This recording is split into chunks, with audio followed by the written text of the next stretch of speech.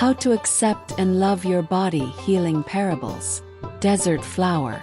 Once upon a time, in a distant eastern city, there lived a girl named Desert Flower. She was as beautiful as the night sky full of stars and as gentle as blooming gardens in spring. But she didn't always feel that way. Despite her radiance, there were people who did not see her true beauty. They told her she should be different, taller, slimmer, or with smoother skin. Every time she heard their words, her heart filled with sadness, and she began to believe she needed to change to be worthy of love. One day, Desert Flower set out to a distant desert, where she hoped to meet a wise old man known for his understanding of the human heart and soul. She traveled long and overcame many hardships along the way until she finally reached the old man. The wise man kindly welcomed her and invited her to open her heart. Desert Flower told him about her heartaches, how she felt unworthy of love because of her flaws, and how close people hurt her. The old man listened to her in silence and then said, "Desert Flower, you and your name remind me of the story of a beautiful rose from the Valley of Flowers. Listen, and I will tell you." And the old man began his story. In that valley lived a beautiful rose. She was unlike the other flowers. Her petals were slightly darker, her stem was a bit thornier, and she didn't always bloom at the perfect time. She bloomed precisely when all the other flowers were just gaining strength or when they had already withered. And her leaves were lush and green. But these very features made her extraordinary. One day, merchants from distant lands passed through the valley, and one of them saw the rose.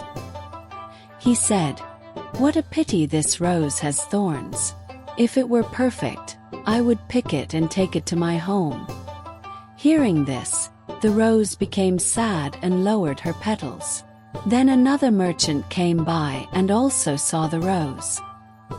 He approached her, admiring her unusual petal color, wanting to dig up the rose and take her to his garden, but he also didn't like her thorns. Moreover, he thought her lush leaves needed careful trimming. He also voiced his opinion about the leaves and thorns aloud and rode on. The rose became even sadder, and her flowers withered and wilted. When the third merchant passed by, he noticed that the rose had very lush leaves but wasn't blooming, though all the other plants were in bloom at that time. The merchant stopped and thought, "I would dig up this rose and bring her to my garden at home.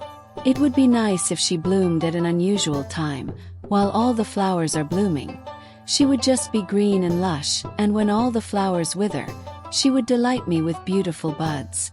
I suppose I'll dig her up. But then again, who knows what color her buds are, or if she will bloom at all." So the third merchant passed by as well. The rose's heart was broken, and she sadly lowered her lush leaves and sank into grief. Little by little, the rose recovered from her sorrow. She enjoyed the sun and the wind, the occasional rain and the heat. And on one particularly sunny day, she produced her first buds after a long break. A few days later, a traveler passed through the desert, a simple gardener who tended to flowers and had a beautiful garden on the edge of the desert. He noticed the rose and stopped in admiration. "How wonderful you are," he said. "You are exactly as nature created you. I see perfection in you because your thorns make you unique." Then the gardener walked around the rose several times and said with great feeling, "You are so lush, your leaves are so numerous, and I understand that you are of a special variety. Soon you will produce amazing fragrant flowers with unique dark petals." The rose could not believe her ears. She had long been used to hearing only about her flaws. But at that moment, her petals opened once again, and she felt loved. When the gardener had admired the rose enough, he carefully dug her up and took her to his garden. In the garden, he gently transplanted the rose and tenderly cared for her while she bloomed. During the non-blooming period, The gardener gently pruned the lush leaves and branches and admired the morning dew drops that beautifully shimmered on the rose's thorns. He was always amazed that the rose bloomed at her special time, and he always eagerly awaited this period of abundant and magnificent blooming. In this garden, the rose became truly lush and incredibly beautiful. She harmonized wonderfully with the other flowers in the gardener's garden, blooming for long periods to delight the gardener with her buds and fragrance. To the gardener, she was the most important and beautiful flower, which he always cared for with great love and tenderness. The old man looked at Desert Flower when he finished his story.